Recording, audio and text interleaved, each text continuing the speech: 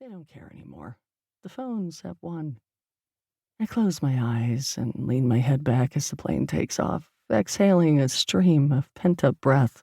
I feel as if there's a wick in my scalp, sucking up oil and igniting into pure fire, lower levels of estrogen and progesterone sending my temperature regulation systems into disarray. My hypothalamus demanding heat and a paradoxical effect to cool me down. It's the same process that's occurring on a global scale. I feel the way the planet must feel. Stressed, toxic, out of control. I turn on the overhead air nozzle and aim the hard, cool stream at my scalp. Cool down the poles, that's how you fix it. And slip into the human equivalent of airplane mode, a long, blank time.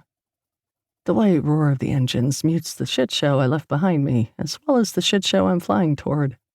Eyes closed, I hang suspended in this calm, empty present, surrounded by docile strangers in a tube of metal zooming north through a clear sky.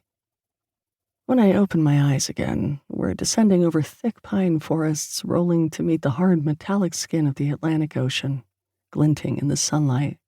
A small, sneaky pang of emotion surges in my stomach as the plane bumps to the ground. Coming back to Maine is complicated. No one is prouder or more defensive of the place than a native daughter who went away somewhere bigger to seek her fortune. But along with my pride is something else.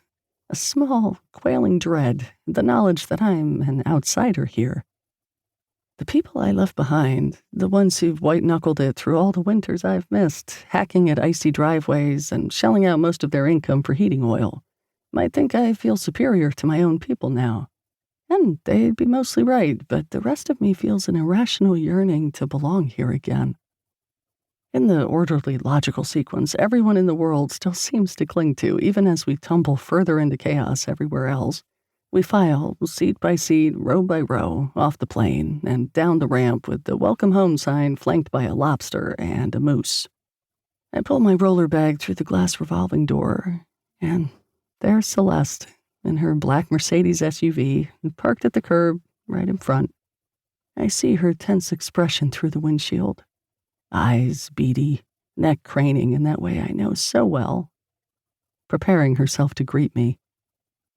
I wave at her, and her expression morphs instantly, a big, hard smile, a zealous windshield wiper wave back.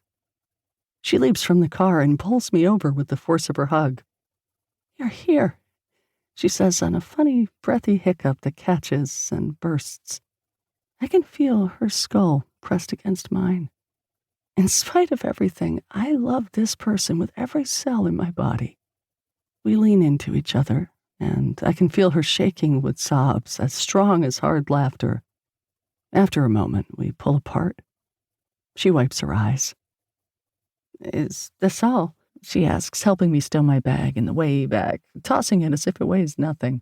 My sister, who looks droopy and without turgor, a frail lily, has always been far stronger than I am, a stealth Amazon. "Aren't you here for 2 weeks?" "This is everything," I say. I'm an anomaly in our 3-person family, now reduced to 2.